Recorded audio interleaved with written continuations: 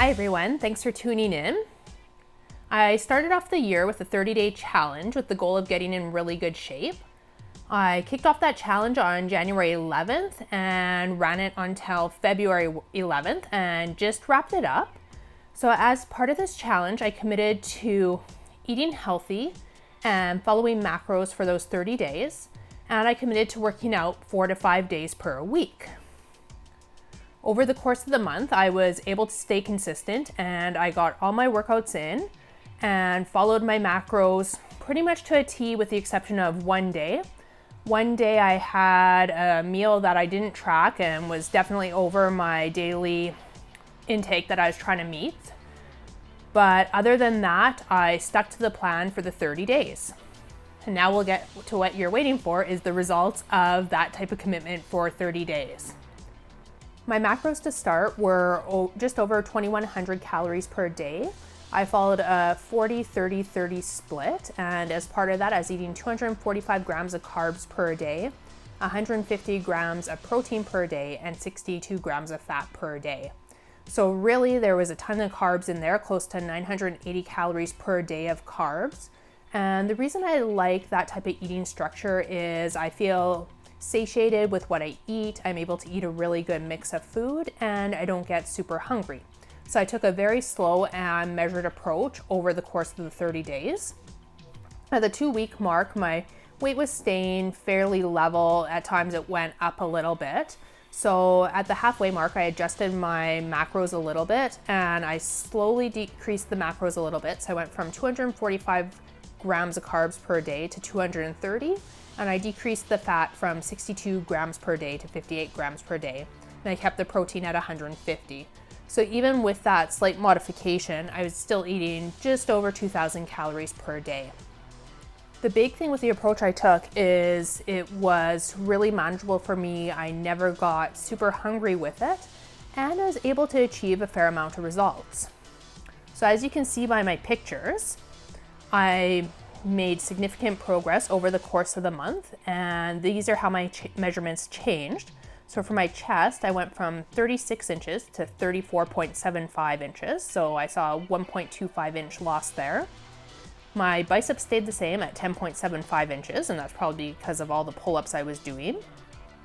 My waist went from 28 to 27 inches, so I lost an inch there.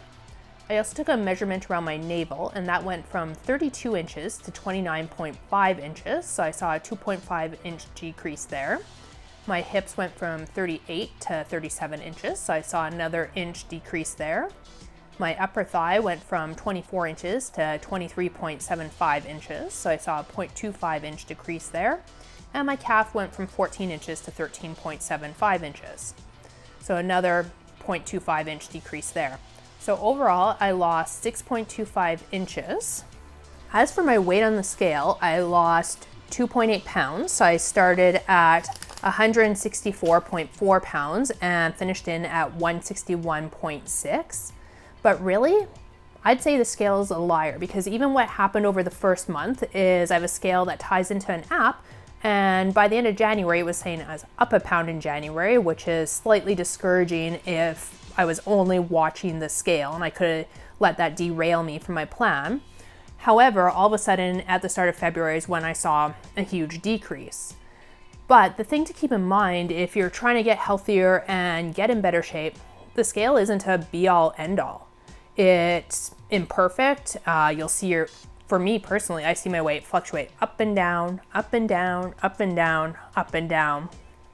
Overall, over the long term, it'll slightly trend down, but there's days where it pops way up. And if I was only watching the scale, I could take those as very frustrating and let those take me off track with what I was doing. I could say, okay, whatever, apparently what I'm doing is not working, let's just continue on. However, the way I look at it is, each day is going to go by anyways, so if I commit to doing what I'm supposed to do and commit to following the plan, eventually I'm going to see progress if I commit to that plan. And if I don't see progress over a month, I know that my nutrition might be slightly off and I may need to continue to adjust that. Overall, I'm really happy with the progress I was able to achieve over the past month. The pictures really show the whole story. I look very different this month versus how I did last month, and I'm very happy with the overall progress and inches lost. I'm also really happy with my performance in the gym. I was working on my pull-up improvement program over the past month. In the past week, I was able to get up to 8 unbroken strict pull-ups. So I'm going to keep progressing with that in my goal of getting 10, but I've definitely been improving my performance as well, which is one of the key reasons why I dedicate myself to following a nutrition program. What I find is I perform a lot better in the gym and I feel a lot better day to day throughout the day. Like this past couple weeks here has been hard where I live. It's been minus 36 degrees Celsius, and when it's that cold out, like it impacts me. I feel like I just want to hibernate, curl into a ball, and eat comfort food.